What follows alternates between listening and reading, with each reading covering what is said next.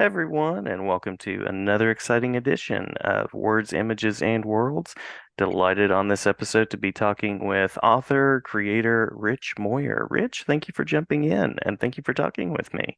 Absolutely. Yeah, thanks for having me. My pleasure.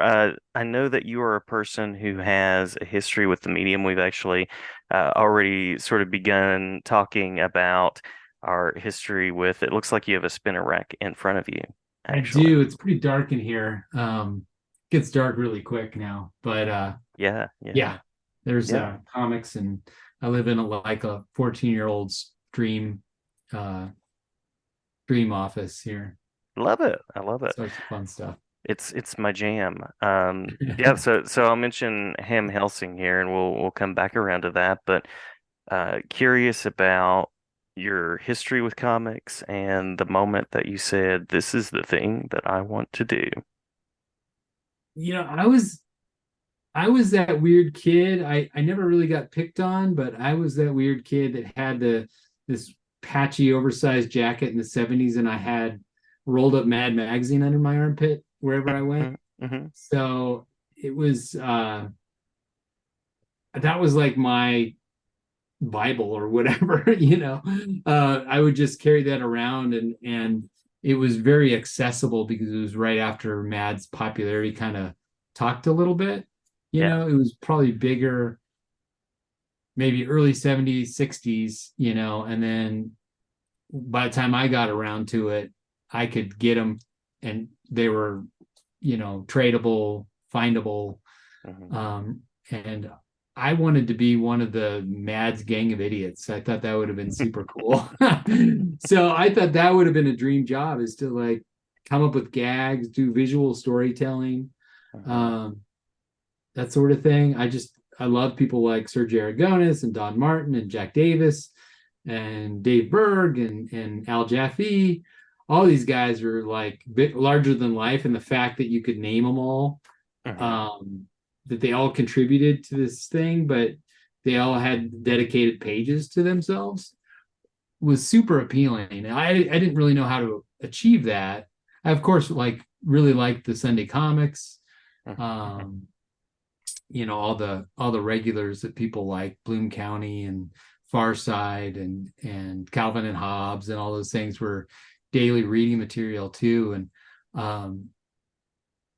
getting there was the thing that I wasn't sure about. So I mentored my mom was smart enough to get a mentorship with a local sports cartoonist in Denver and also the political cartoonist here in town.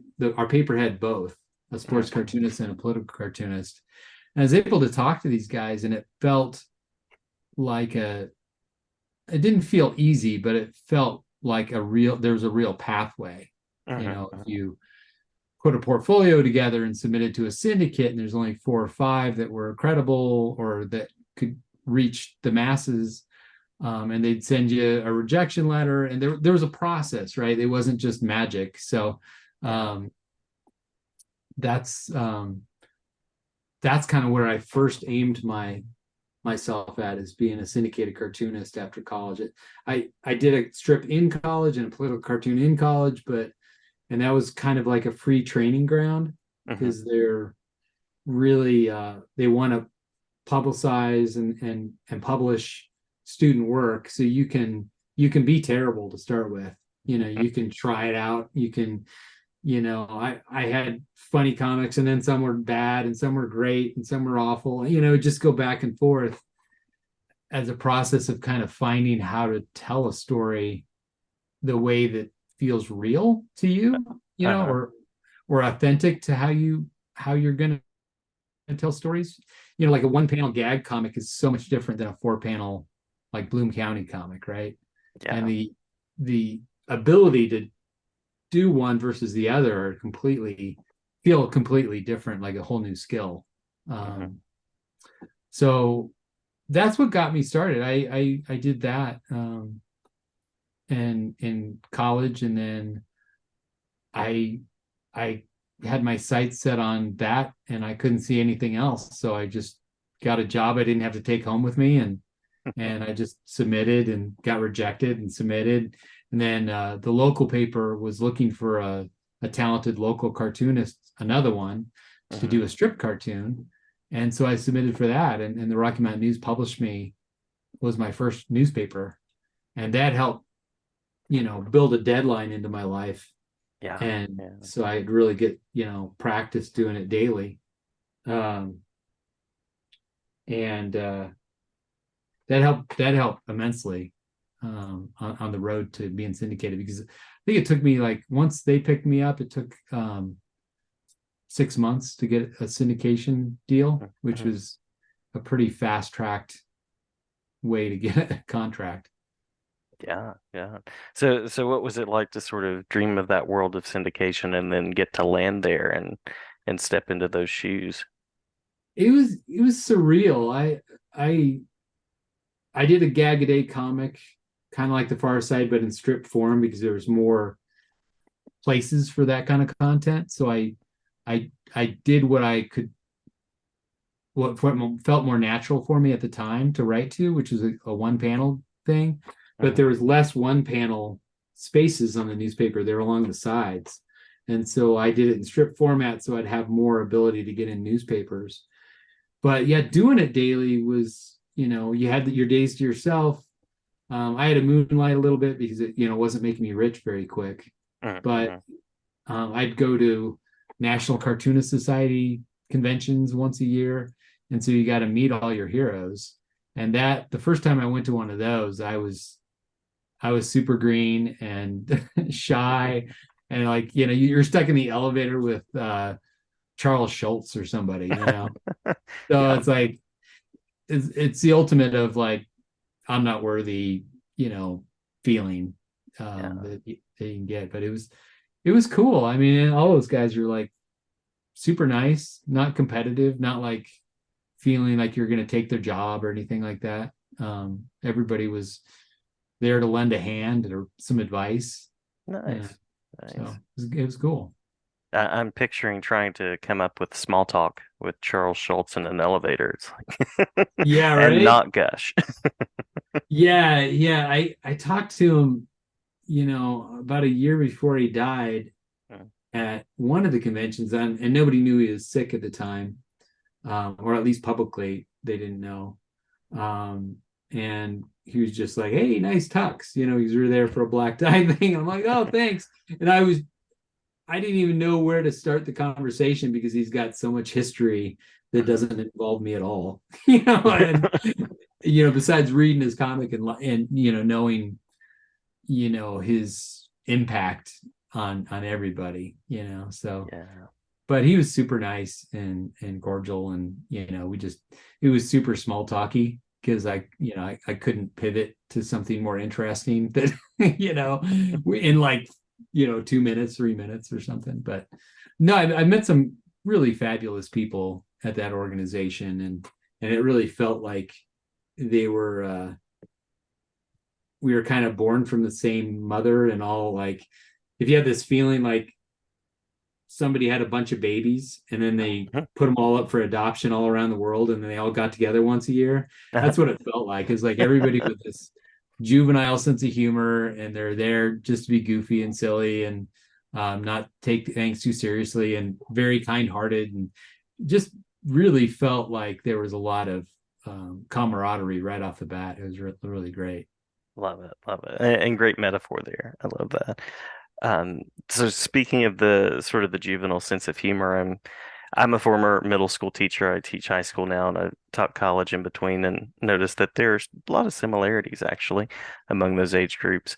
I'm curious about what it's like to write in sort of that middle grades or young reader space, because the first time I came across Ham Helsing was through the Excellence in Graphic Literature Award in the middle grades category.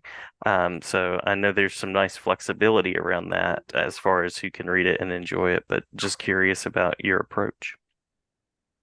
My approach is to write for yourself Mm-hmm. more, than you're writing, like, writing down to an audience or writing down to a kid is a dangerous place to be, right? Like, to guess where they're gonna. So what I do is I write what I think is fun and funny, and I try not to, murder somebody every 3 pages. But like other than that, there's they're way smarter than you know editors give them credit for, even. So Oh I yeah. think I think that's what editors are for, is to kind of reel me back. But to like miss or to go under seems Yeah. like tragic, right? Because it's really hard to go, oh, go older, go Hmm. older with your script. And then you're stuck because you wrote it that way. But if they say reel it back a little bit, it's a way easier process to pull a joke or to, telegraph something a little differently. You know what I mean? Hmm. So my thought is I'm trying to please myself, and maybe I just write like a 14-year-old or 12-year-old. But like, I wrote Ham Helsing just trying to be a little bit irreverent to, the process. I mean, it's really weird. It's a process of caring a lot and then not caring at all. Uh-huh. Um, like not holding anything too precious or too valuable, or to tiptoe through the process, but you've got to take risks and be bold for Yeah. it to feel authentic anyway. Um, and you've got to be vulnerable as a writer and illustrator too, Hmm. because the kids can see that, right? Like if you're not into it and you're trying to write, I had a conversation with another creator just today about somebody that we felt like was writing to be Dave Pelkey. Oh, He mhm. really wanted to write to be Dogman or Captain Underpants, and you know that there's just a feeling of not being authentic to it if you Mhm. if you go after a particular way somebody's doing it, um, or a particular guy because he's selling a lot of books, right? Yeah. You just, Yeah. it's really tempting, right? But it's something that you can really land on your face if that's not you. Dave Mhm. Pelkey is, or Dav or Dave. Let's call him Dave for right now. We're not on first name basis anyway, but um, yeah, I mean that's obviously naturally him, right? Mhm. So Mhm. Yeah. I'm just trying my best to be the authentic me in this little world. Yeah. Um, and of course I've got a girl in middle school right now, so that helps a lot. And then my youngest, she's in fourth grade, and so and much more of a dog man sort of girl. Mhm. uh, Mhm. Love it. so I'm Yeah. getting a taste of it all, and just it's really interesting. If I was gonna point my material towards an audience, I guess I use my kids as an example a little bit, Mhm. just on how powerful representation is, on either being female or whatever they're going through, feeling authentic. But then I've got to translate it to something that I could truly relate to my own experience at that age. Yeah. I want to write a book about middle grade, that I'm about halfway through a script on that one. And that one is, I'm pulling a little bit of reference from what she's going through, and a lot of like what I remember, because it's got to feel a little bit like, even if it's jokey, it's got to feel real, right? So Mhm. Mhm. Yeah. Absolutely. And I was going to ask about some of the interactions you've had with young readers, if there's a particular experience you've had that's been surprising or humorous or sort of unexpected in a way. I we had foreign rights to our book, and so we sold it to Scholastic Australia. Hmm. And there's my first super fan is on Australia, and he's like dresses up in Ham Helsing gear for Halloween and all this stuff. It's like the coolest thing. And his birthday, he wanted Ham Helsing cakes for his birthday, and Oh, like love he's it. made Ham Helsing like a part of his life, because I wasn't actually trying to write it this way, but it ended up being a great book for reluctant readers, Hmm. because Hmm. it reads a lot like a storyboard for a movie or an animated series, right? So because I have an animation background as well, I wrote it kind of, I storyboarded it like I would want to see it on film. Hmm. So I think that translates to making it an easy read, Yeah. Yeah. and it's very page turny. All my stuff was very page turny, even when I started pitching things that were like board books or picture books. They're almost 2 page turny in a 32 page process to land something that felt in that area. To land a book deal that's 32 pages was hard for how I was doing it, because kids would be done with it before they were, before 5 minutes was up. Hmm. So to have 240 pages, I could kind of, give it a lot of breathing room and pace the jokes for the jokes, and not just stack dialogue, if that Hmm. makes any sense. Hmm. Yeah. I mean, some of the books that I love, I mean, some of them are wordless, are just an adventure that you can decipher through the pictures themselves. Love it. Yeah. Yeah. I'm also a fan of the wordless comic, and uh, love how you start a story with Ham Helsing, and I think it's 3 volumes at this point. Is that right? Yeah, yeah. So you get to carry it out and sort of let it span across multiple books. Yeah, we had an auction for the book, and there was a lot of excitement. This was like right before the pandemic hit, so I was either cursed or lucky. I can't decide which one it was, because we launched in the middle of a pandemic, which took away a lot of our sales opportunities and a lot Mm-hmm. of our promotion opportunities. But we also were able to get it before people's budgets were tightened, or they didn't would probably in the middle of the pandemic. I don't know if they stopped, you know, doing it. They probably didn't know how they were going to promote and had to kind of regroup.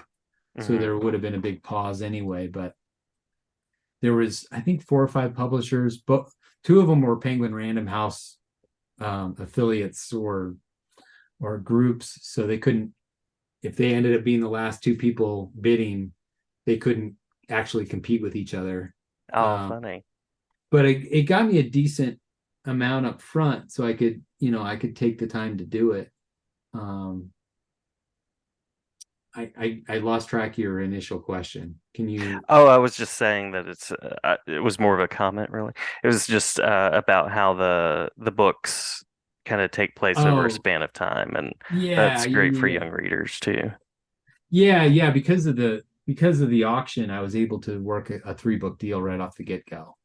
Nice. So, um, what sales didn't have to be there. They were kind of contractually bound to keep chugging along, which was which is great, because it gets you to a place where you can develop it more. I mean, I think these books sometimes they take 4 or 5, 6 books to really get enough momentum, to really then be chugging downhill. Hmm. um Hmm.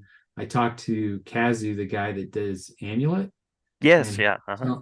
he was telling me, it sounds very name droppy, but I was fortunate enough he was gracious to talk to me. We're not in the same league. He's sold a lot of books, but he was telling me all sorts of great advice about, you know, put in equal time promotion as you do actually making the book. And Hmm. he said something like it took him till several books in before he started seeing money come back. Oh, So wow. Yeah. yeah, I don't remember which book, how many books he said, but it was something like 4 or 5. He's on book 9 now, but Hmm. it took, excuse me, quite a bit of books to for it to then reach this, the top of the mountain, where then it's rolling downhill again, Hmm. and Hmm. promotion and being seen and people talking about it, and it building a big enough mythology that, and it maybe taking enough shelf space that kids can see it from afar too. I mean, there's Yeah, that, you know. true. True. Not something that I always necessarily think about immediately, but I'm sure that makes a difference. Yeah, yeah. It's a process. And right now I don't know if this is going to work out or not, but Nickelodeon um, wants to do a show maybe. We've got a contract in hand, but they're Awesome. working out the details, but that could go sideways too. But I'm hoping it works out just for the sake, if anything, to promote the books. So Yeah, yeah.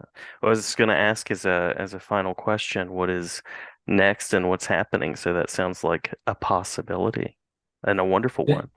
yeah, I've got that's on the horizon. We can't get them to our two lawyers to talk to just wrap this thing up because it feels like 2 hours away if two lawyers would talk to each other. Um, so that's there, and I'm working hard on a tabletop game with Ham Helsing, and Wonderful. I'm working with Fireside Games. They do a game called Castle Panic, and the guy and his wife, they're super great people, and Justin, he's working it out like he's making a movie for Hollywood. He's the coolest guy, and he's like talking like, oh, we've got to stay true to the what do they call it? Uh, canon.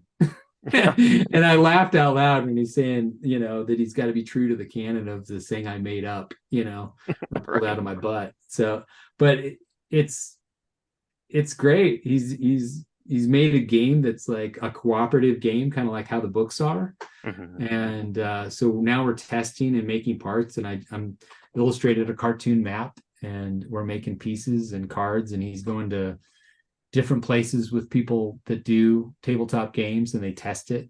They spend all this time testing and redoing Wow. things. And I'm pretty much trying to be unopinionated about gameplay and just, offer my hand as an art guy and creative guy. Hmm. But it's super cool. I mean, I shouldn't say this out loud, but I would do it for nothing if it came down to it. I hope he's not listening to that. But We'll edit that part out. yeah, edit that part out. A Yeah, train whistle or something. yeah. But no, I just signed or I'm about to sign a book deal with Union Square, which is owned or a part of uh, oh, the big book chain, Barnes and Noble. Hmm. So Hmm.